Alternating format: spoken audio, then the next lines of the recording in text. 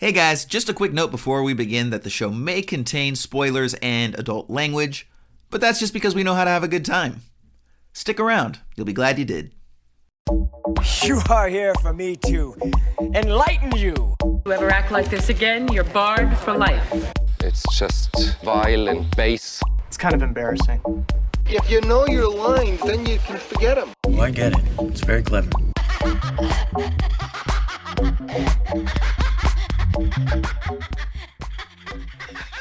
Hello, peoples, and welcome to Esoterica Cinema, the podcast where we take films from the cinematic multiverse and discuss the hell out of them. I am the incorrigible Jason Peters, and with me, as always, is the man who was dishonorably discharged from the Navy, Mr. Ryan Seabold. What's up, Jason? How's it going, buddy? It's going pretty well, man. It's going better than you when you got kicked out the old Navy there, dude. Why don't you tell us a little bit about what happened? I know. I'm making the best of it. I'm here with you, so there's that. Doing pretty good. Absolutely, absolutely. Now, I heard that a large part of the reason that you had gotten kicked out is because you'd become something of like a sort of crime syndicate leader. There was something about gambling and like, I didn't know exactly what it was. I never heard what you guys were like gambling on, but it sounded pretty severe. And I think it's probably time for you to just come out with it and let us know, dude. What was this whole gambling ring? Who fell overboard? That was the whole thing. We would leave shore on the boat, and it was always who's going to be the guy that falls over. And luckily, it was never me. I got pretty good sea legs from that time I spent on that pirate ship that I got shot out of a cannon onto. But, Well, no, that's the whole reason that you got busted is because you were like fucking with shit and behind the scenes pulled the strings to make sure it was never you. And there was this whole sort of like Watergate thing where, you were bugged and they had secret recordings of like all the shit you were doing. And like, I gotta admit, I was impressed. I listened to the tapes, disturbing content, no doubt, but I was impressed by my boy's ability to scheme. I am the Pete Rose of the Navy. This is what's coming out right now. Yes, I had the whole thing rigged, banana peels everywhere, just waiting on good old Stu to fall over, or Ben or Bob. I would find the guy and I would rig it all up like Home Alone. I was Kevin McAllister, and I would have the whole thing tripwired and booby trapped so that to make sure that I would always win these bets. Not a popular thing to do amongst service members. So yeah. And the people don't even know that like you would have been in serious trouble had you not donated all that money to the polio fundraiser that they run each and every year, much like in this week's film. Why don't you tell us what we got on tap? Today's film is The Last Detail, starring Jack Nicholson, Randy Quaid, Otis Young, and Carol Kane. This is from 1973 from director Hal Ashby, who I found out I didn't know nearly as much about as I thought I did. So Google's got this listed as when sailor Larry Meadows, played by Randy Quaid, is sentenced to 8 years in a New Hampshire prison, Navy lifers Billy Podusky, played by Jack Nicholson, and Mule Mulhall, played by Otis Young, are assigned to escort him there from Virginia. Along the way, they warm up to their prisoner, indulging him in small ways such as making excursions to a brothel and to his mother's house. As they get closer to their destination, their fondness for Larry makes it harder for them to execute their orders. Jason, what did you think about this movie? Well, Ryan, normally I would make you listen to a trailer right here first before I told you, but I'm not going to subject our listeners to the trailer that is available for The Last Detail. Now, before we get into the movie proper, Ryan, I do just want to bring this up. Like, we've looked at a lot of films from the 70s and earlier over the course of the 2 seasons that we've been doing this show. I think it was the 80s where movie trailers became something of an art form in and of themselves and sort of took a specific format that we know them as today, right? With the announcer and everything. There are so many films from the 70s and before where when we go to the trailer, it's just clips of the film. Sure. Like with no narrative set up at all. Like they just grabbed some random clips and threw them together and, they're not particularly well produced. And oftentimes too, there'll be a lot of visuals, right? Like text on stage. So, or on screen rather. So, the Last Detail trailer is mostly silent, and it's just clips from the film, so I didn't want to include that here today. Most of the time, it's a foreign film, but in this case, it just wasn't interesting. So I wonder if that's because there was no place to put them. So prior to the 80s, you had 3 networks on television, and CBS, ABC, and NBC, I would assume, and then you got theatrical trailers where the text on the screen would be more impactful, flying at you in like the Western or, Lawrence of Arabia style format. But before cable took off in the 80s, and before Blockbuster Video and VHS rental took off to put trailers before video cassettes, I would assume that's when, and the birth of the blockbuster, let's just be honest, you had Jaws and Star Wars kind of kicking that off. And so blockbuster movies, like your Indiana Jones, your Goonies, your Back to the Futures, I think those are more easily digestible in a trailer versus, a really heady drama or something, what are your thoughts on that? Do you think there's any rhyme or reason to that? I mean, I do, but I also think that it was just something that probably wasn't really considered in that fashion, right? Like it was something that wasn't really given much consideration until it was. And then all of a sudden, I think probably once people found out how effective it was, then it became like setting up the story. And then of course they overcorrected, right? And then they started like putting in too much story and telling us too much about the film. So there is a difference to be split there, I think. I really like the way that Spielberg, if he doesn't still approach it, I do remember when he released Minority Report in those 2000s glory days. I mean, Spielberg has 3 decades that are glory days, right? But 2000s were strong for him. And he said how when he put together the Minority Report trailer, he made sure to only use content from the first act or the first 20% of the film or something like that, right? Like he wouldn't greenlight them using any footage from later. So that's, I think, really effective, when you don't give away too much. But all that to say that, I'm sure it was just one of those things where, to be completely honest, they did an analysis and found out, when we do these trailers, a lot more people show up when they know what the movie's about, and ergo we make a crap ton more money. And so for a modest additional investment of, producing these trailers a certain way, and then of course paying this one dude, however, I mean, I think they paid that guy 6 figures to do the trailers, like through the 80s and 90s, the guy, the movie trailer guy that we all know, like in a world, right? That guy. Right. Yeah. Like he was just making stupid money for 3 minutes of narration. But anyways, to answer your question from, 7 minutes ago, I loved this movie, Ryan. I thought The Last Detail was fan-friggin-tastic. It's such a 70s movie.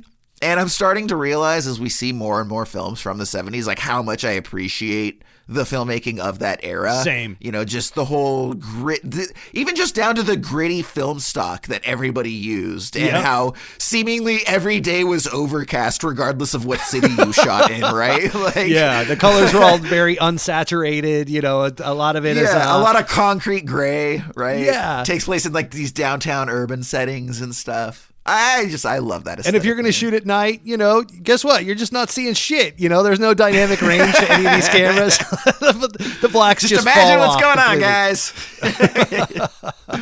Yep. So I really enjoyed it, and let's go ahead and get things kicked off here and start to look into exactly why. So Ryan, I'm going to need a good place for us to start. At the beginning, if you say so. So after a very brief opening credits sequence, we open on a wide shot. The briefest. Okay, let's just start there. This is the quickest title sequence. I'm sorry, I didn't mean to cut you off. No, please, by all means. But holy shit, they started with the drum roll that, by the way, I thought we were getting into some 20th Century Fox shit with the jun-dun, jun-dun, and then it just went right into this little military thing. And then those are military snares. I guess you don't realize that until you hear actual military snares that sound exactly like the Fox opening. Directed by Hal Ashby. Peace, we're out. Let's go. That's all. Also, I don't know if you plan on getting into this later. I didn't really have anything, but I just thought it was super cool that it was a Robert Towne script, who was famous for writing Chinatown. Oh, I nice. did not know that. Yeah. I just read that book. We talked about it a few episodes back about the whole making of that and just everything that went on with adapting his script into what it would become with Polanski's film. And I remember as it came up, like, oh yeah, he was talking about how he was trying to shop that film around, but like nobody would take it because he was like dead set on leaving the profanity in there. And that was a large part of why he had a hard time selling it. Good for him. I support the shit out of that. Absolutely. Oh no, yeah. I mean, it's about sailors, so they should talk like sailors, and there's a reason the expression is "curses like a sailor." Right. I heard the original title for this film was "The Last Motherfucking Detail," and Sam Jackson pitched it at the time. They did, yeah. A 10-year-old Sam Jackson pitched this, and I heard they did come to a compromise. So we get what we get. So after a very brief opening credit sequence, we open on a wide shot of a small procession of Navy soldiers as they march through the streets of a naval base in an undisciplined formation on, like we said before, an overcast day. A single soldier appears. He's separate from the rest and to the left of frame. Now he approaches the camera, which juxtaposes the direction that the other soldiers are marching in, and crosses the street to the right as the camera pans to follow him into a nearby administrative building. Now, Ryan, very quickly, we see him sort of roaming the halls, and he's asking for Badusky. Has anyone seen Badusky? Badusky. Few rooms later, we see Badusky. Introduced to him, he is passed out in a chair, wakes up very disheveled with a unlit cigar in his hand, and looks around very quickly, finds a bottle of liquor, and gargles with it to wake him up as this soldier is letting him know that the MAA would like to see him. And no, I have no idea what that's an acronym for, but I assume it's some sort of major. And Badusky's response is to go tell the MAA that he can go fuck himself. And so the soldier then from there goes and finds this other guy, Mulhall. He's going to be our other soldier that we're going to be with for the entirety of this that are escorting Meadows. And he's played by Otis Young. Gives him the exact same story. Guys lets him know that the MAA wants to see him. He says, tell him he can go fuck himself. And he goes back to chopping vegetables or whatever it was he was doing. Now, both of them ultimately do show up to the MAA's office, and they are quickly tasked with a detail, setting up the title of The Last Detail, though I don't expect it to be their last. And they find out that they're supposed to transport this kid, this guy Meadows, played by a very young Randy Quaid, to a New Hampshire naval prison, where it's revealed that this guy is going to get 8 years in prison for stealing $40. Now, it just so happens that the $40 that he stole was from a polio fundraiser that the wife of, whoever runs the naval facilities or some hotshot, right? That's way up there. It was like her favorite thing. And so that's really ultimately why he's going away. And it will even be revealed later that he didn't even steal the money. It was attempted robbery that he's getting 8 years for. So, Ryan, the way that this movie introduces the characters, the storytelling, the cinematography, just what this movie is, what did you think about the overall style of storytelling, and specifically, what did you think about just your high level, we'll go into each of them specifically, but your high level response to these three characters that we spend so much time with? So this is an era of Jack Nicholson that is just the damn best, whether it's One Flew Over the Cuckoo's Nest or this film or Chinatown, as you previously mentioned. Even his short bit and Easy Rider. I haven't seen Five Easy Pieces in quite some time. We discussed that last episode. I get that some of the lines mixed up of that one and The Last Detail. They kind of blend together for me.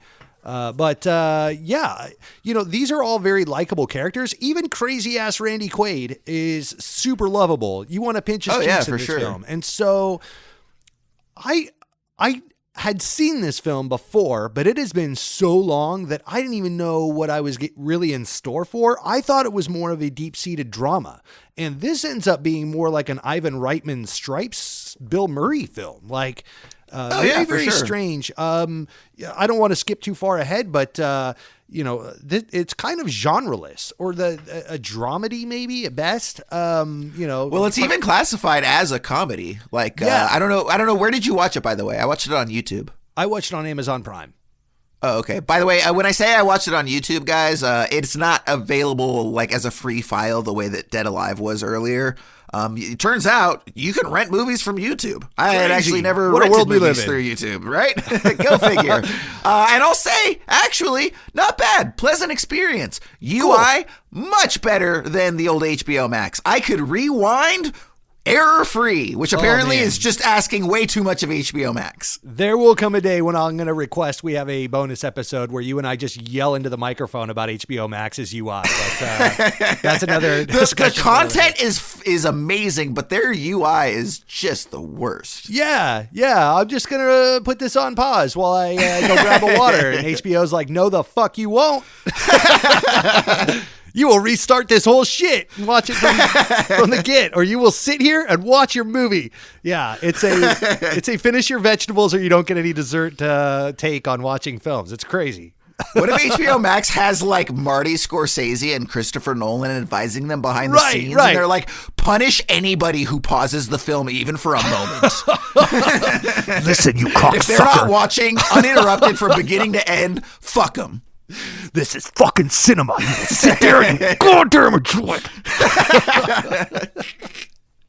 Oh, Absolutely. Oh yeah, but yeah, to your point, dude. Just this era of Jack Nicholson was something else, man. 100%. So, to kind of expound high level, like you said, two-part this played out as a buddy romp. This had more in common with, to me personally, in common with the Big Crosby, Bob Hope on the road films from days of yore that are so well parodied by Seth MacFarlane and Family Guy with Stewie and Brian. But yeah, this is Road to Rhode Island. This is Road to New Hampshire. Going to prison and just a fun romp and all the little adventures and hijinks they go on. Definitely. I've never seen any of those movies. I've seen them parodied time and time again. I've never actually seen. You any get of the the films. gist, right? I mean, it's kind of what they are, and this is kind of in suit with that. It's worth mentioning very quickly that Hal Ashby is coming off of his first major feature debut, Harold and Maude. So, kind of a twisted comedy in that one, and then kind of goes a lot of that. Genre kind of bleeds over into this a little bit, I think, the tone and everything before he settled into some of his more serious films moving forward. Yeah, and what's funny is that I've only seen one Hal Ashby movie, and it was this movie, same as yourself, like 15 years ago, 20 years ago, right? Like late high school, early college. And yeah, it was just because I was really into Jack Nicholson. Like, I think we all kind of go through a Jack Nicholson phase at some point.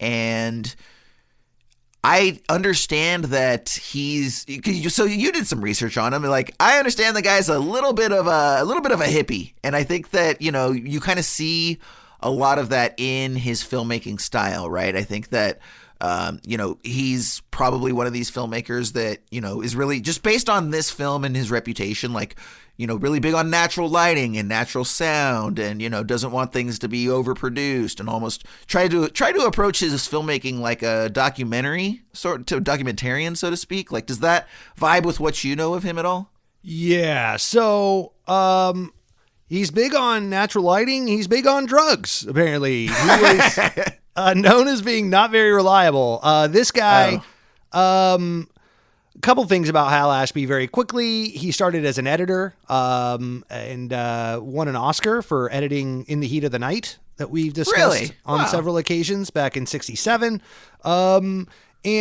So he kind of came out of that editing camp of storytelling. And then also he was a former Mormon, came out of Utah, and he had a hell of a life, including his dad divorcing his mom and then committing suicide.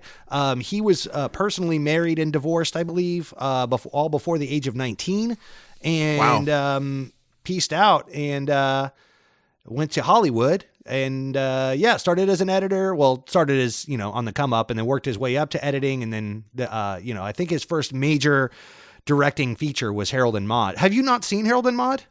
I have not seen Harold and Maude, and I have not seen Being There.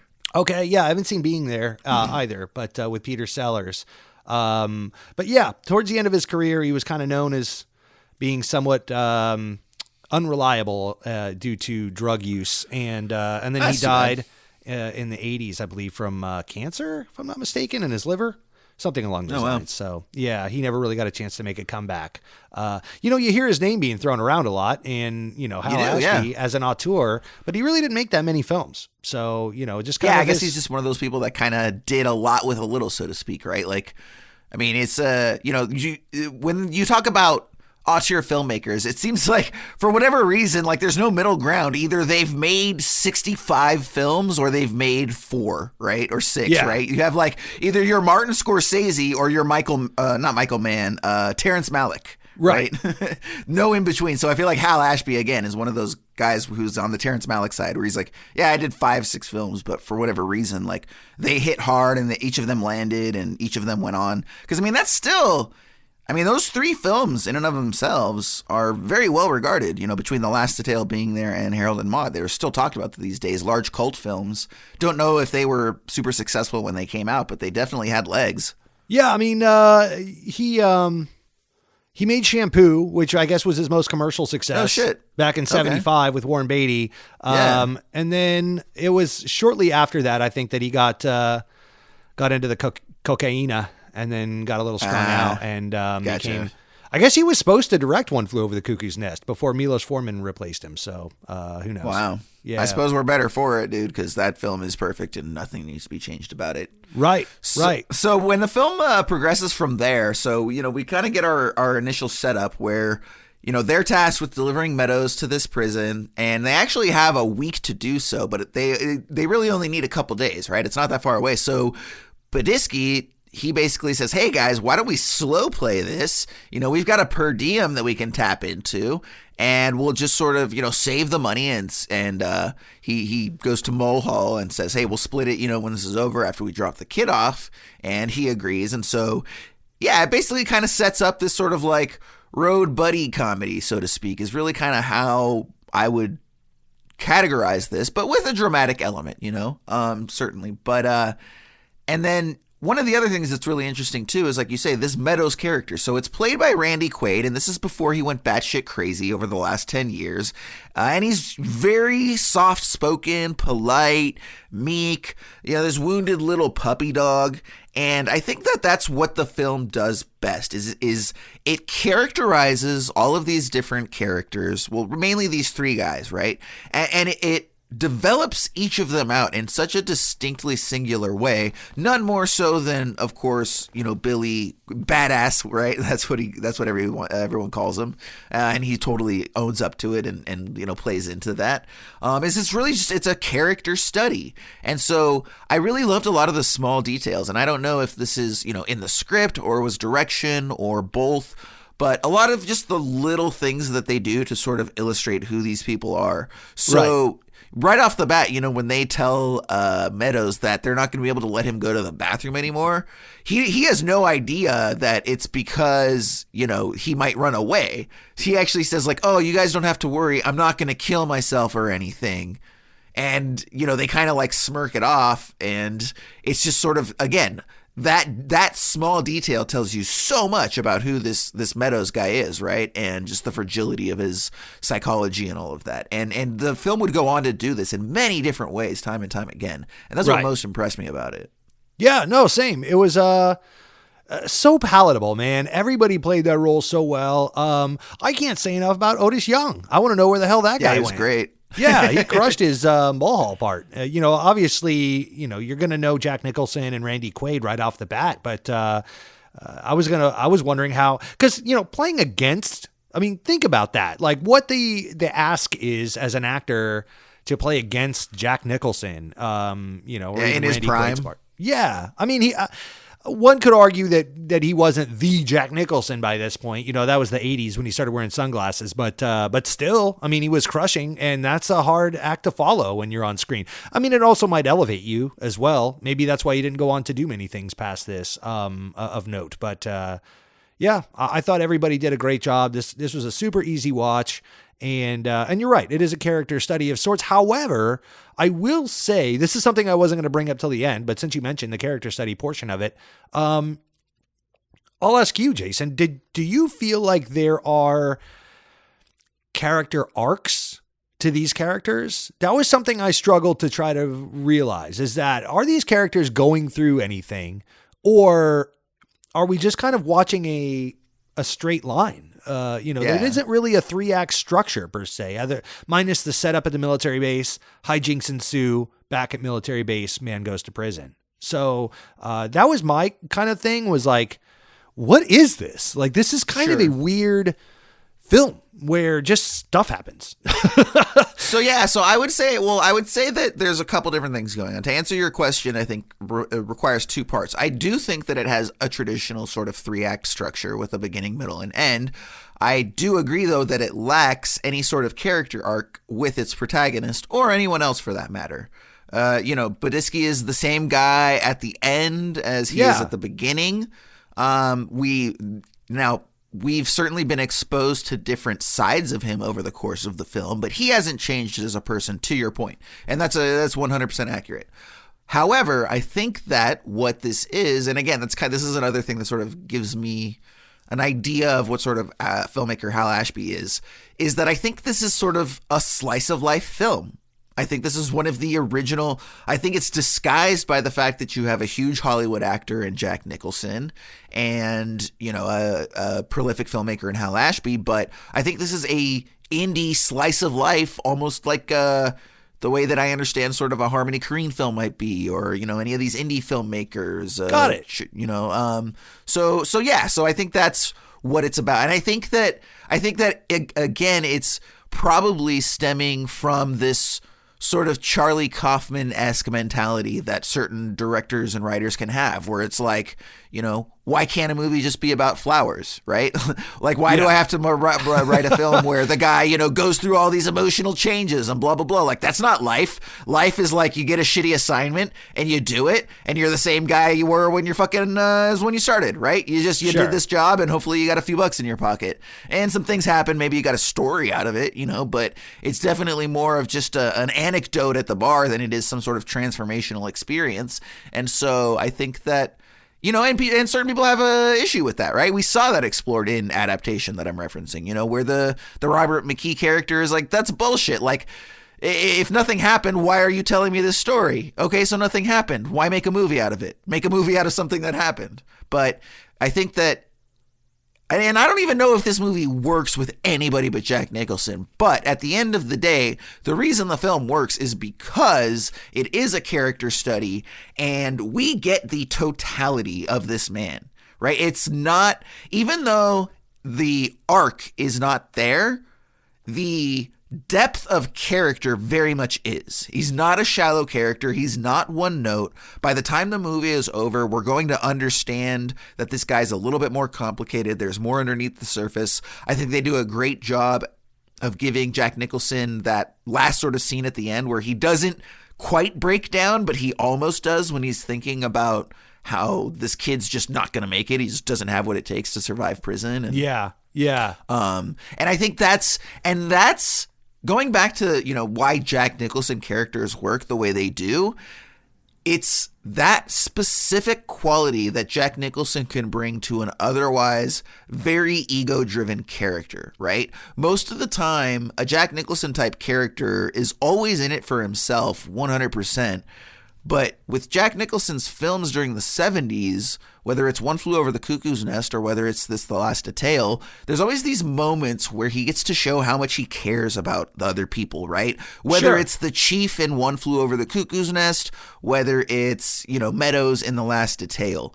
And it always allows us to see past his blatant selfishness to that sort of inner core that really does care about others. And I think that's why Jack Nicholson characters work better than others that try to do what he does. He's relatable. Yeah. I mean, I think that there's something I think all these characters are. And that's why this film really works, is because you could see a little piece of each one of us in each one of these characters. You could see the vulnerability that each of us possess. You could see the rugged exterior that we have to put on to get through life and stand up for ourselves, or maybe the side of us that we wish we had. Jack Nicholson, in a lot of ways, is a lot of our fathers. The gruff, rough exterior man with the heart of, the cocksucker with the heart of gold, more or less. You know what I mean? Like the guy you have yelling at you, 1 minute and then giving you a hug the next, or at least having some motivation behind the yelling. You know, it's not just him being a dickhead for the sake of being one. You could see the soft side, whether it's him showing him the ship signs, doing what I have flagged here as Randy Quaid and Jack Nicholson. No pun intended. Do the world's first TikTok dance in the hotel room, wasted, or just kicking back beers or taking him to his to a brothel to get laid before he goes into prison. Even just the sentiment of him digesting what Randy Quaid did versus a sentence and having the book thrown at him for no reason other than personal. As a personal vendetta, more or less, from the head of the wife of the head of the military base. So, yeah, you see a lot of soft side from these guys that instantly forgives them for any of the gruff stuff that they do. And, when they do pick fights, or when you do see Badusky being a badass, oftentimes it's motivated, in a right kind of way. He stands up to the racist bartender. That's exactly what I was going to say, because, that's exactly what I'm talking about, where I talk about Jack Nicholson's characters having these sort of human elements, right? Right. Is even though, and it's interesting because he can be both at the same time in terms of being irate and compassionate. And we see that in that bartender scene, right? Where he's like, dude, you serve in the military, talking to Meadows, like, you should absolutely be able to buy a beer. And he's like, well, I'm not old enough. And he's like, that's a bunch of crap. Like, I'm going to go in and we're going to go into this bar and I'm going to get you a fucking beer because, like, any man that serves should be able to have a beer, right? And so he goes in, and then obviously the bartender hassles him, and we get the all-time classic line that we're going to listen to right now in this clip. Take your hand off that horse cock you got stashed under the bar. How do you know I don't have something with a little more bark to it? Ho, ho, ho. This redneck is talking about firearms. Well, I know that you ain't got nothing but wood under there, my man, because I happened to be in here one night when a certain sailor got it laid up the side of his fucking head. What do you think about that, redneck? Boss would lose his license for sure if I serve that kid. I'm gonna kick your ass around the block for drill, man. You try it and I'll call the shore patrol. I am the motherfucking shore patrol, motherfucker! I am the motherfucking shore patrol! Now give this man a beer. I don't want a beer anymore. You're gonna have a fucking beer! Come on, man. Ryan, if you could just know how many times I say I am the motherfucking shore patrol motherfucker in my head on a given week or month, it's significant. That one always stuck with me, even from just that one viewing. I love Fantastic that line so line. much. Yeah. So brilliant. And again, so in these, minute and a half to 2 minute scene, right? Like just these tiny characterizations, right? So from Badusky insisting that they get him a beer, right? And then the bartender is basically like, go screw yourself, gotta see some ID. And then Badusky forces the issue, he's getting in his face. Mulhall's just kind of sitting there quietly, standing by. And then Meadows is actively like, hey, let's not, have a thing, we can get out of here. And then, it isn't until, but then when the bartender makes a, racist comment about having to serve him, pointing to him being a black guy, Mulhall is not afraid. He speaks up right away, cuts him off and says, hey, shove that up take those glasses and shove it up your ass sideways. We're gonna get the hell out of here or whatever. And then Badusky's like, no, we're gonna fucking deal with this. And Meadows is like, guys, come on. So, and just in that minute and a half, again, the characterization, and then even from the bartender, who we've never even spent a moment with before this scene, very quickly from, the way that he goes to grab and almost bluffs that it's a gun, but then it isn't, and the racist comment, and like, again, just when you can extract that much characterization out of a 90 to 120 second scene, like, that's brilliant, Just so much charisma out of that guy. He's kind of like a rated R Harrison Ford almost to me. Like, I would be curious. Like, I wish there was a version of Star Wars that existed where Jack Nicholson played Han Solo. That would be fucking amazing. Dude, I would absolutely be there for that. 100%.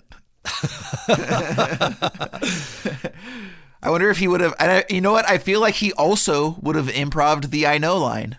It wouldn't even change because he would just inhabit it so well. Yeah, that's true. That's true. Yeah, try to tell him you don't serve Wookiees here and watch what happens. And it would be so like slow motion, like, oh, did you hear that, guys? They don't serve Wookiees around here. Well, I guess we're going to have a little bit of a showdown, aren't we? Like that slow that ramp lightsaber up your ass sideways. Yeah, and then, from there, we also get the scene. So right before that, too, there's a scene where they go into the cafe and Meadows makes mention about how he just wants the cheese to be melted on his burger, and then it shows up and it's not. And so Badesky's like, nah, it's a bunch of crap. Send it back. And he's like, no, just eat it. And he's like, nah, hey, waiter, melt this damn cheese. And then, that's going to show up later where he sends something back after it's not exactly what he's looking for, So again, just tiny little moments of characterization. And then, we also get big moments, large moments, long moments of that as well, like the hotel scene. Like that was actually a very long scene for an hour and 45-minute film. Right. They spent like 12, maybe 15 minutes in this hotel, and nothing really happens in terms of plot-driven action driving the story forward. It's just more of us getting to know who these guys are. And I'll tell you what it is. Please. I couldn't find proof of this, but this is our opportunity to see that this I can't prove it, but I'm pretty sure this film was sponsored by Schlitz. Was it Schlitz? I thought it was Miller Lite. No, it is Schlitz. Yes, which was really big in the 70s. I drank a lot of Schlitz malt liquor when I was a kid just because it was cheap. But the cans of Schlitz beer, they were labeled on both sides perfectly so that whichever camera angle, I swear they were turning those cans just because every single camera angle, Schlitz was like front featured, logo prominent, totally in focus, well lit. That was on the park bench at the end. The entire when they were having the picnic in the snow, the entire film, they were drinking one there's beer. Even that line where they're like pounding them in the garage before they end up going to the hotel, and he's like, "This is the best drink in the world, isn't it?" Right? Yeah, nothing like an ice cold Schlitz to wash down. It's like goes right into a little theme song. Which is funny though, because there's also a scene later. It's like right after that. It's right after they beat up the Marines in the bathroom or whatever, and then they go get a beer at a bar, and he says, and because I remember I was like, this is the only thing where I have to give Badisky like -2 points, is because he says that Heineken is the best beer in the world, and I'm like, boo, 'cause I hate Heineken beer. It's not a good beer at all. So I'm like, that's literally the only check mark against you. Other than that, badass, you're A-okay in my book. So yeah, like I don't know how that worked. Maybe they double dipped on some sponsorships. Yeah, I mean, I wouldn't put it past them, but who knows? So after they do have that fight with the Marines in the bathroom, which also comes on the heels of a quick scene where Badisky convinces them to try to swing by Meadows' mom's house. And they get there, and she's not there, and it's kind of decrepit looking. And then immediately, Mulhall kind of dresses down Badisky afterwards. He's like, man, this is a fucking waste of time, dude. Like, this is just a big party to you, but like, this is an assignment. We got a job to do, this and that, kind of reminding us like, oh yeah, they do have an assignment. Like, it's not just these guys going around on a fucking bachelor party for a week and shit, like, they actually are bringing this man to jail. So that was a nice sort of little sobering reminder to just plot that back in our head, because it is easy to forget that over the course of this film. Right. Yeah. Listen, for the listeners, if this sounds a little jostling because, and then they're here and now they're in a hotel room and now they're in a bar and now they're doing this and that, they're in a brothel and they're at his mom's house. That's what this movie is. It's a road trip. Yeah. It's just them going to different places on the way to a final destination. Correct. And so that's, I kind of set that up in the beginning, just in the sense that I did not expect that from this film. I had forgotten that's kind of what this was, but it was very palatable and it was very charming and it was very fun. I was expecting more of a 70s auteur drama. Again, totally forgetting Hal Ashby was coming off of Harold and Maude. It was a fun romp. So, absolutely. Harold and Maude was kind of like that too. I know you haven't seen it, but it's just Harold, setting up all these different, very heartfelt means of committing suicide, if I recall. Oh. And, it's a very dark film with a heart of gold. Okay. And how he ends up, charming and winning over this Maude character. So, this was kind of the same thing where you got this backdrop of Randy Newman's character, Randy Quaid's character. Going off to jail. Shoobity boop. All for $40.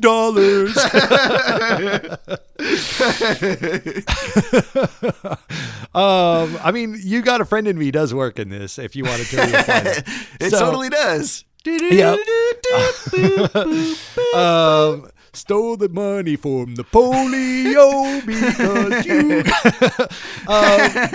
So Randy Quaid's character is going to jail for a very long time at a very young age, and that is like you said, to your point, bringing this conversation kind of full circle. That is reminded. We are reminded of that several times throughout. Hey, this is a serious thing that's going on. It's like, oh yeah, that's right. I thought we were just drinking beer and banging whores. Nope. We got a mission to do. Yeah, but they do make sure to make some time to also poke some fun at your sort of uber liberals and the kind of kooky sorts that started to pop up during this whole sort of new age mentality, spirituality stuff. So they the chanting and some exactly stuff. Because they're leaving the church of some kind, some alternate religion. Yeah. So they leave the bar, like Badisky's just sort of hustled some guys on some darts, made them some quick money, and they're walking down the street and they hear this sort of like ululating voices, chanting, whatever you want to call it. They sort of follow it, and it ends up being this sort of impromptu religious ceremony that's kind of going on in this random apartment that they find themselves out. Which, Ryan, I don't know if you noticed, but in that audience, totally Gilda Radner. Did you catch that? I did notice she was that. right there. I do love her. She's so charming. Didn't know that was coming, and all of a sudden there she was. I was like, "Is that holy shit?" There she is. Yep. Yeah, because you see her sitting there, and then they give her like a moment to where she actually gets to say something into the camera or something like that. But honestly, didn't know Carol Kane was in this film either. Coming up, I didn't either. Scene very young and very naked Carol Kane. Yeah. And I like, again, we're talking about the characterization moments that occur frequently through this film, and I do love each of their responses to, the ceremony, because you've got Mule, which, by the way, when we say Mule, at a certain point, Mulhall tells that everyone just calls him Mule, and, Bud says people call him Badass, and, of course, Meadows is just Meadows. So Mule's like, man, this is some bullshit. Let's get the hell out of here. This is stupid. But Isky's like mocking them, but also kind of fascinated by, like, what's going on. Like, what the hell did we just sort of walk into? I almost get the sense that he kind of wants to hang around, but just so he can make fun of them. And then, of course, you've got Meadows, who is just fascinated by the entire thing and, really drawn to these people. And they end up giving him some sort of mantra to chant that he's going to, utilize over the rest of the film in different capacities. And, Ryan, one of the other things that this film does, by the way, real quick. So again, after this, they end up going to like some arcade games and they go ice skating. I thought it was a really nice touch that when Meadows is doing these sort of like childlike activities, he's very sort of happy. And Badisky and Mule kind of watch him like, look at the little whippersnapper out there having a good time. You like the ice skating rink, son? Are you winning, son? Right? Like, so, and then of course they go to the bar after that, and that's when the girl comes by and says like, hey, I hear you chanting. Do you guys want to come back to my house? But before we go into that scene, Ryan, I did want to talk to you about the sound design. So for anybody listening that doesn't know by now, Ryan is a professional sound man. I believe that's the exact credit he gets on his projects that he works on. Professional sound man, yes. Professional absolutely. Sound man. And so, there's a somewhat controversial style of capturing sound that was big in the 70s and later on. I often call it the Robert Altman approach to sound, but Hal Ashby sort of, I guess, is known for doing it as well. We heard it in Fritz the Cat's too, and it's this idea that, you want to capture sound authentically, right? And an authentic sound can be dirty and muddy and ugly and lo-fi and tinny and all of these sort of things, right? And there are people that enjoy utilizing that style of capturing sound, again, to give it a level of what they believe is authenticity. And then you have the other camp that's, this is a smoke and mirrors just like everything else. You capture it clean and then you manipulate it in post if you need to throw filters on it to make it scratchy, this and that, da-da-da. But, you manipulate all that stuff, you capture it clean. As a, quote, professional sound man, Ryan, what camp are you in?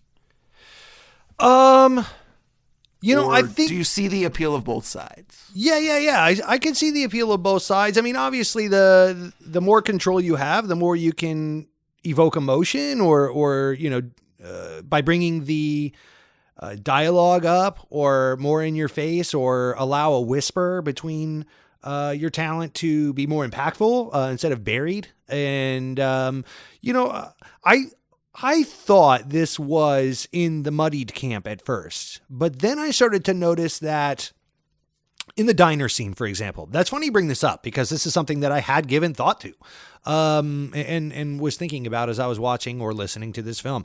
The diner scene, for example, as they're walking in or walking around, or in the bathroom scene as they're walking through the crowd, a lot of those sounds in the background are very uniform and don't change as they're running through, meaning, if you're dragging a microphone on a boom pole through a large crowded scene, your background is going to shift as you're moving through, and certain voices are going to fall off, and other voices are going to be picked up as you move along.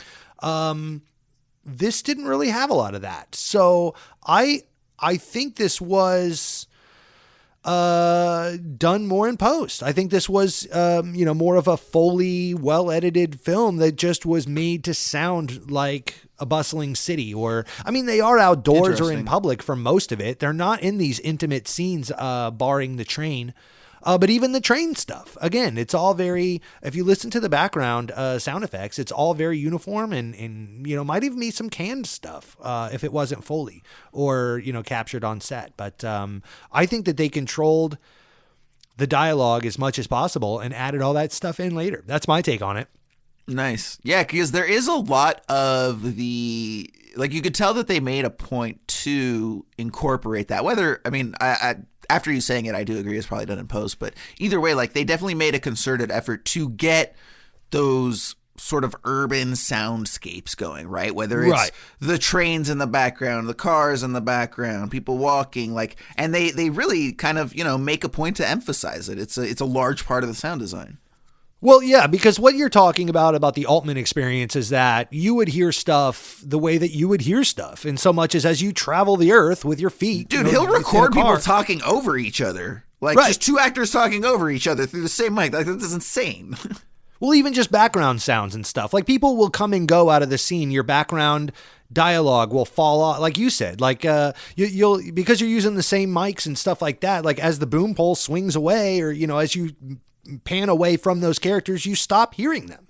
And this was more consistent. The background, if you were in the diner and you're hearing plates and things, and the short order cook in the background, you continue to hear that throughout the scene. If you're hearing traffic, you continue to hear the traffic until the scene's over. It's all very consistent. And so I think a lot of that was done in post. And let's add the fact that Hal Ashby is an editor. That's what he comes from, is the post-production world. So that's probably where he felt most comfortable, adding a lot of that in and having most control over his film, and the story he was trying to tell was in post. No, absolutely. Great point. So, they do end up going back to this woman's apartment, and it's looking like, Meadows is going to get lucky, get laid, whatever you want to call it, right? And the woman ends up taking him upstairs, for a little personal time, and then says that she's going to chant for him so that he can sort of realize getting away from the guys or whatever it is, right? So not exactly what they were sort of hoping would happen. And of course, while we're there, we sort of see the animosity of that group towards them being soldiers, right? Maybe a little bit less so the Meadows character, but certainly Mule and Badass are not appreciated. Their presence is not appreciated. Badisky's trying to talk to that one girl. She just keeps rolling her eyes and walking away. It's just not happening. So this was a very brief reminder of, because, we've been in this, fun romp, and we haven't really had a reminder yet of the times that we're in, right? So we're still in the Vietnam War. Nixon is still president. They ask in this party that you're talking about now, in this very scene, they're asked by these hippies of sorts, or liberal-minded folks, what do you think? Isn't there anything Nixon's done that you don't agree with? Or why did you go? Or you went to Nam? These are all, they ask Mule and about his tour of duty and stuff over there. and he didn't want to talk about it. This is kind of the period of time that our troops weren't being, if I'm not mistaken, weren't being welcomed home very favorably. This is Lieutenant Dan times. From Forrest Gump, you know? Yeah. Or who's the guy that we looked at when we were born on the 4th of July? Right. Yeah. Tom Cruise's character from Born on the 4th of July and by Oliver Stone. Same type deal where, 73, 74, we're right on the cusp of all of that and the war ending and a lot of these people being not heralded for what they were doing over there. And again, being the first war that was televised, and publicized for the atrocities of war. Prior to that, we get the Captain America view, it's like go team and kill Hitler and all of that, not thinking about the evils that happen on all sides and war is hell kind of thing. So just a brief reminder. I mean, they didn't really drag you through it or bring you down from it. Yeah. But it was a little, let you know that these people weren't, they're wearing their sailor outfits and shore patrol outfits in perpetuity throughout the entire film, hats and all pretty much. So, as they're walking around these cities, it's easy to get caught up in the patriotism and nationalism that we can have sometimes today. But at this moment in time, not so much, maybe, Yeah. Well, and I do think that the film does take a couple moments to sort of satirize that whole thing. And specifically, I'm thinking of the several times that they get in fights. Because every time they get in a fight, it's always with it's never with anybody bad, right? It's like, the Navy guys are fighting the Marine guys because it's, just a pissing match or whatever. And, so they end up beating up the Marines and then they scramble out of the bathroom and then we hear the patriotic da, da, da, da, da, da, da, da, da. And I immediately think of those old clips where the woman's in distress and the naval soldiers go in and beat up the bad guy and carry her out, right? And I feel like that was sort of Ashby riffing on that. This romanticized view of sailors, they just, shitting, pissing, getting in fight kind of guys, right? Not exactly the old Captain America heroes that we sometimes can be, though not in a disrespectful way, of course, just sort of showing that they're humans like anyone else with, a little rough around the edges from their time and, at sea, the things they've seen, and even down to the character details that Badusky is rarely seen not chomping on a cigar throughout this whole film and kind of obnoxiously smoking in the train. I'm certain that it was more common back then. I know you could smoke on planes. Yeah, the other two were smoking cigarettes and he's got just giant cigar. Right. Yeah. That was kind of leaning into that stereotype a little bit too. So a lot of character choices, whether they were made by Nicholson or Ashby, I'm not certain, but.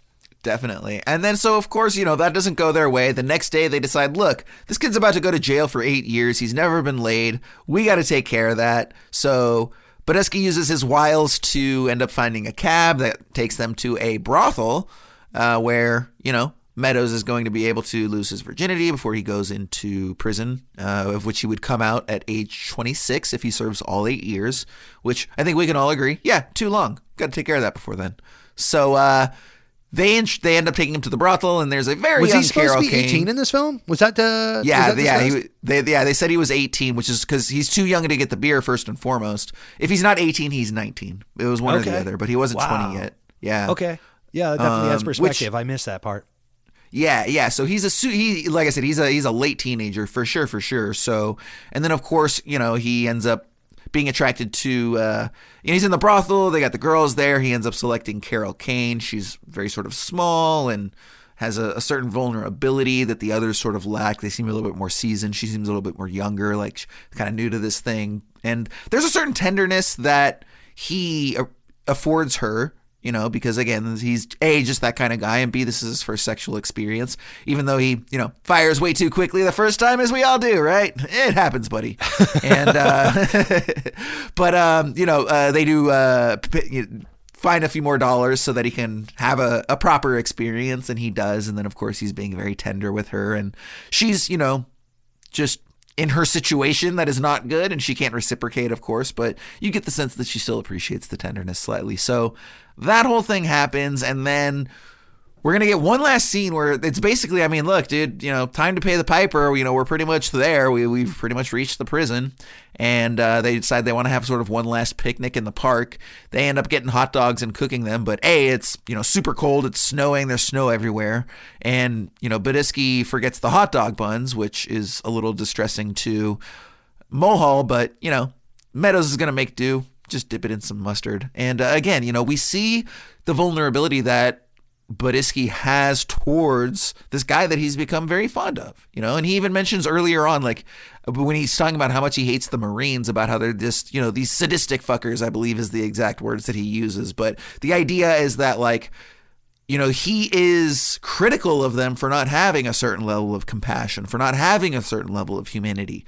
And it's very interesting to give that quality to this Jack Nicholson character, because it's not what you would generally think of, right? But again, this is the depth that, somewhere between Jack Nicholson, Robert Towne, and Hal Ashby, some combination of the three of those and whatever percentages, all came together to make this character just much more than it could have been, and probably even was on paper. I'm sure Nicholson and Ashby had a lot to do with that. Yeah, I mean, I had several friends in various stages of my life that were Bodhiski. Because these are the guys that'll get you into some shit and then get you out of it and then ask, but did you die? And then you go along with them the next time, right? So yeah, because you're living, kid. This is really living, right? Yeah. I mean, he says at so many points of the film, relax. All we got to do is ... and then insert random hijinks here. And then they get into some random shit.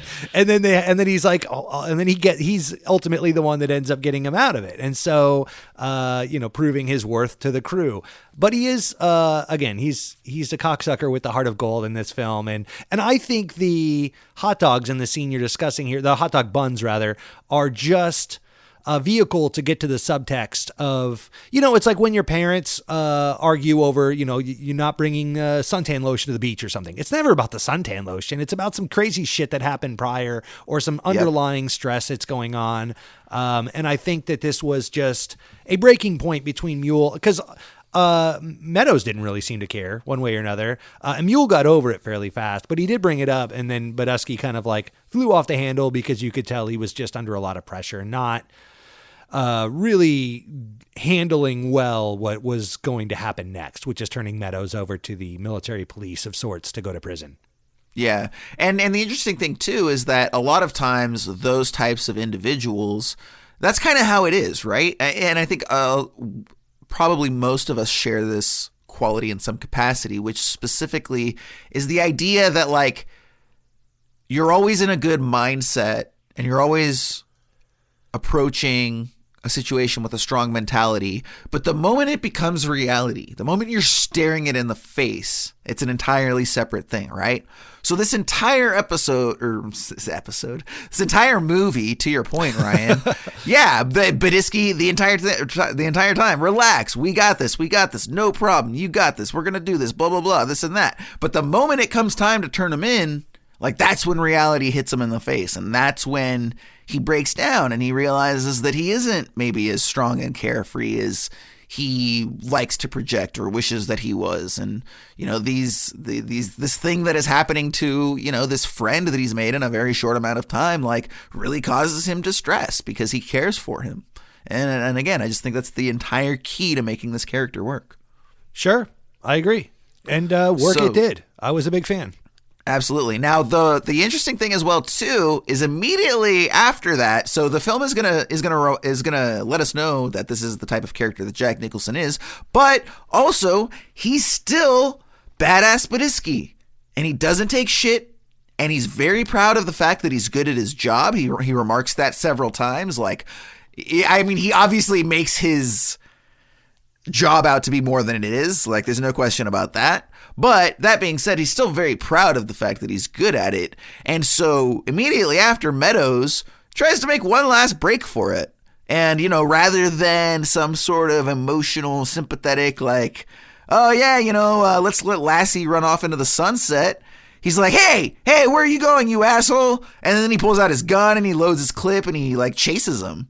And so, even though he's having this big emotional response to his situation, that doesn't change the fact that he still has a job to do, and that's to deliver this man to a prison. And as much as he cares about him, he's going to do his job, and he's going to do it well.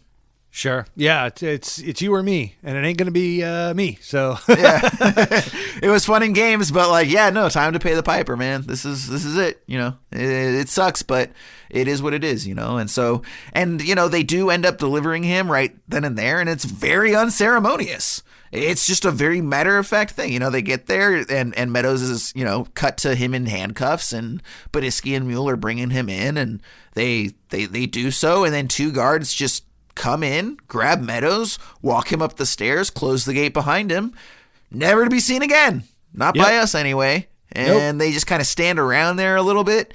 And yeah, and I do think there's an element of, again, reinforcing that, like, well, okay, it's done. That was kind of anticlimactic. Like, what was the whole point of this thing? And that is the point, is that there was no grander point. It was an experience. It was an experience in life. It was a thing that happened, and it carries whatever emotions it does or doesn't for you. But there's no greater lesson to be learned, and just life is not fair, and the people that you love will come and go, and all of this, very matter of fact, just kind of like, sorry, buddy, that's the way life is. And again, the way that they just sort of escort him away in that very, there's no swelling strings, there's no emotional look backs, there's no whispering, we'll get you out of here, buddy. Like, nah, dude, like, that's it, done. They ain't coming back for him. He's serving his 8 years. They're going home. Movie's over.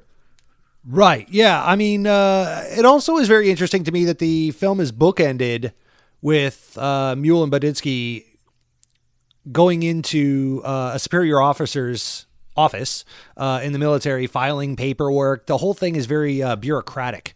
And it starts and finishes that way with hijinks in the middle. So the second they get away from the military, it's kind of like Tom Cruise in Risky Business when his parents go out of town. All of a sudden, you're free to roam and, slide across the floor in your undies and socks, singing old time of rock and roll. But then, they get back and they're back to duty again. And I know Hal Ashby was quoted at one point as saying that, one of his motivations for this film was that at the end of the day, everybody's hiding behind their badge or their rank. And so in the military. So, whether you're, in Vietnam killing Charlie, or you're delivering a prisoner to prison, at the end of the day, it's all bureaucracy. It's all red tape. You're just a number in the system, and everybody's kind of hiding behind their rank and file. And you're only doing that because the person above you is holding them to task. And so, in this end scene, you've got a superior officer from the Marines, if I'm not mistaken. It wasn't even the Navy that he was being turned over to for some reason.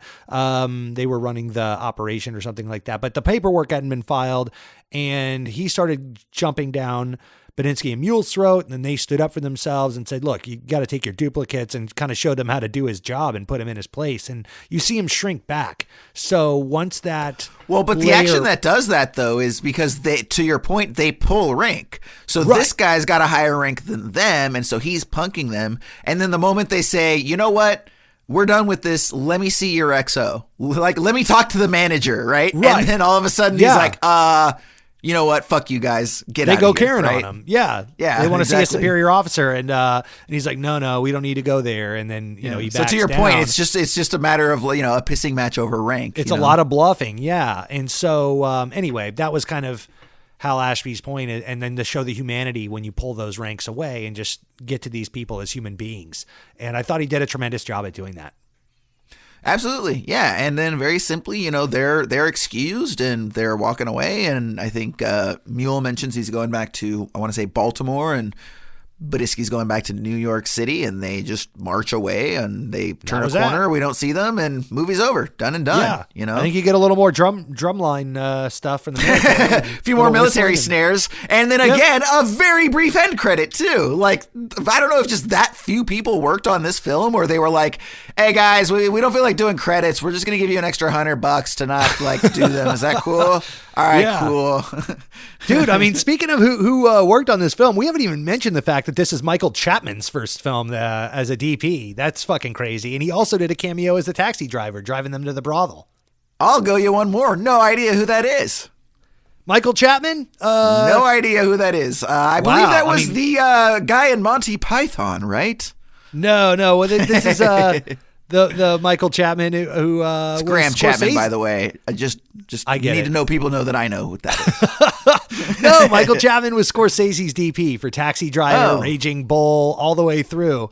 He even did The Last Waltz, which I have produced no less than 3 versions of remaking this in various capacities here in Tampa. That's your jam. Yeah. But yeah, he's a pretty big dude. That Michael Chapman is going places. Yeah, he's been around. Awesome. Well, we're going to go ahead and wrap this up as we usually do, Ryan, with 3 adjectives before we get to our official ratings. Why don't you go ahead and give us your 3 adjectives for The Last Detail? My first one I kind of spoiled in the top of the show. I called this film genreless. I think we've gotten to the bottom of why it is kind of like that. And I feel more comfortable at the end of our discussion than the beginning of it, of what this film was. But yeah, I did have some concerns when I was coming up with the adjectives as far as like the 3-act structure and, you know, what this movie was really supposed to be, a comedy or a drama, some combination of the two with a military backdrop. And yeah, very, very odd. And yet, my second adjective is smooth. This film feels like Kenny Loggins and Michael McDonald, baby. It is so easy to watch. It's a fun romp. Going on a last detail with my friends. Yeah, that's what a fool believes, Jason. No, this is a smooth, easy listening movie, considering its serious subject matter. And, you know, kind of pairing with that, I've got a hyphenated one, simple, fun romp. It is kind of that Bing Crosby, Bob Hope, film, the road movie. And, but so enjoyable, man. I really enjoyed this. This is the as far as Hal Ashby films go, this is the Ashby's knees. I really enjoyed this film. Damn it. You're welcome. You're welcome, world. We almost made it through an episode without some cheesy pun. Nah, yeah, fuck right off with that. I'm coming at you. I'm gonna go back and listen. There's probably been 17 up until now. Yeah, yeah. Right. So for me, you know what? I was just running out of them single use adjectives. So I decided to just lean heavy into the hyphens this time. So my first one is a single hyphenation, a dialogue driven. This is not a movie where it's all about plot and it's all about story. It's, as we've mentioned over the course of this episode, very character driven. And it's really just all about getting to know who they are through the dialogue specifically, as well as to a lesser extent some of the actions. But even then, they don't really do much aside from, you know, drink and fight and play darts and walk around and go places, which, again, you know, you're describing a sailor here. So now the next one we have is a double hyphenation. That's 2 richly drawn characters. And again, piggybacking off of what I just said, it's these aren't just one-note guys. You know, you really get the whole totality of who these guys are. So interesting that at the expense of a traditional arc for any or all of these 3 guys where they start one way and end another, I would say that none of them are given an arc, but all of them are given the ability to be fleshed out in very much the same way as a typical protagonist. You know, so Meadows gets the attention that a supporting character doesn't get in a lot of other films. Same for Mule. Mm-hmm. Yeah. So now the last one I have, really leaning hard into this, we've got 5 hyphens, and this is to articulate exactly your issue of it being genreless. I went the other way and described it as a slice of life buddy road comedy. Wow, that is an adjective for the ages right there. I like it. And that's about the best way that I could think to describe this film. If you want to, again, someone stops me in the middle of the street, hey, what's this Last Detail movie about? Well, my friend, it's a slice of life buddy road comedy. I think it perfectly encapsulates it. So, Ryan, you give the grade ratings to my star ratings. What's your grade rating for The Last Detail? I'm giving this a B, but it's okay. I'm going to predicate, or I'm going to add to that though, that this is one of the best B movies, not a B movie, but like the best grade B film that I've come across. It was I would watch this again in a heartbeat. I'm not knocking it. There's just not a lot to it. There's not really Sure. much to really pick apart. I thought we were going to have a hard time discussing it, but then I remembered it's you and I, and we could talk for 6 hours about a rock on the ground. So whatever. Yeah, I don't That's have why much we to started say about podcast. this one. It's going to be a short episode, he said for the 26th time while still thinking it was going to be the case. Right, yeah. Ends up being our Lord of the Rings episode. It's 3 hours later, and we're still going on about Badusky. Yeah, I give it a B. How about you, Jason? Nice. Yeah, so for me, I'm going to give it a solid 4.5 out of 5 stars. Oh, I good. just really, Right really on. enjoyed this one, man. Like there was never a moment where I was not invested in what's going on. And like I Sure, said, I same. think it's just it's so much. All of them did a wonderful job, but really just Jack Nicholson specifically, man. This is just the golden age of Jack Nicholson. We're just watching him do his thing and characterize these people and the level of artistry and energy and everything that he just brings. It's a you know, to use a tired line, it's a tour de force performance, but it 100% deserves that description. And I love it. Again, to your point, I would watch it again in a heartbeat, you know, tonight. So 4.5 out of 5 stars for The Last Detail. Nice. Now, to remind everybody, we do have a number of ways that you can engage with us. We love it when you hit us up. We don't get as much as we'd like, so show us some love, right? Tickle our balls a little bit in the form of sending us tweets and emails and stuff. You don't even have to like get up in there. You can just, you know, send us digital correspondence, and that'll suffice. Also doesn't get us in trouble, let's be honest. And you can do that a few different ways. You can do that on the Twitter at Esoterica Cinema. You can do that at esotericacinema@gmail.com for all muffin and crepe related inquiries. By the way, if you're having a difficulty choosing between savory and sweet, just combine them both, Nutella and ham. I haven't had it yet, but I'm sure it's fantastic. Crepe, of course, not muffin. Now, the other thing that you can do is you can hit us up individually, and I am Jason Aberrant, 1B2Rs on both Twitter as well as Instagram. Ryan is at the Ryan Siebold on the Twitter and Ryan_Siebold on the Instagram. And we, of course, have the Esoterica Cinema Instagram page that is lovely and curated with quotes, and you can hit us up there as well. All of this to say, again, we would love for you to reach out. Let us know how we're doing. Let us know some movies you want us to throw on Season 3's list.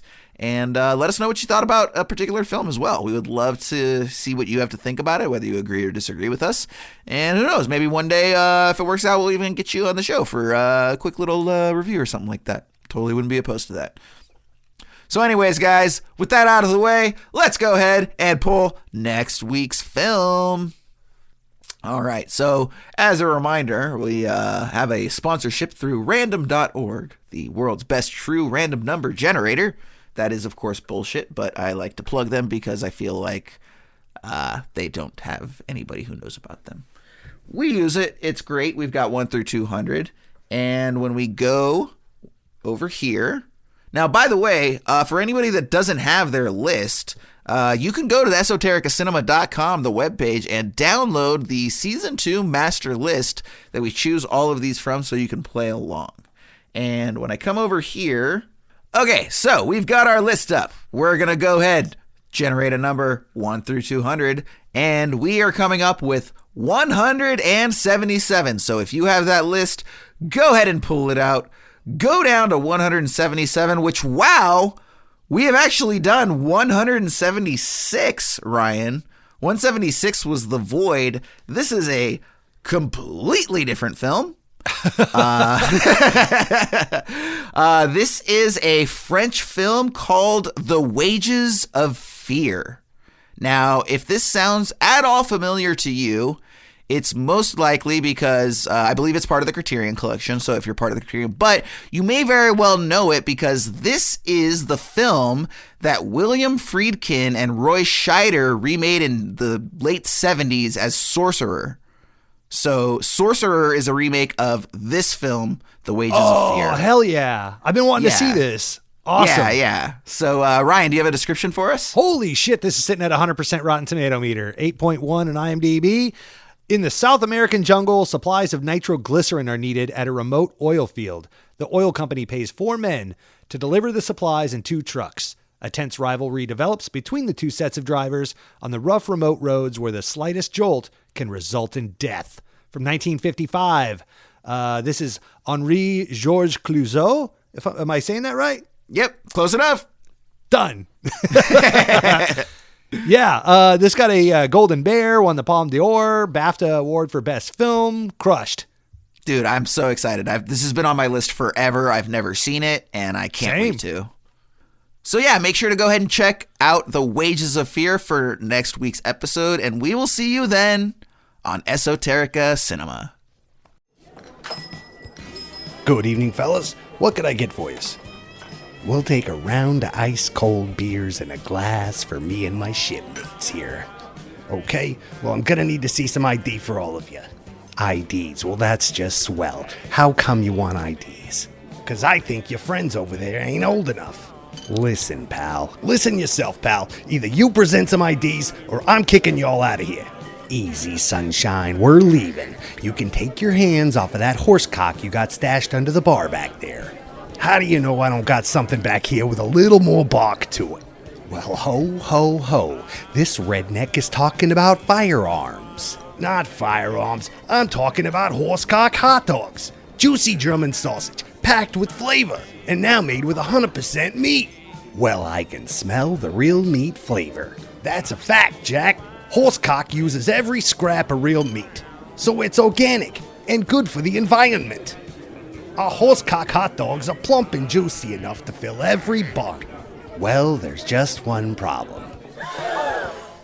I forgot the buns. No buns. Are you sure? Am I sure? I'm the motherfucking Shore Patrol, motherfucker. Well, I guess you've forgotten the last detail. Horsecock hot dogs. You'll love the real meat taste.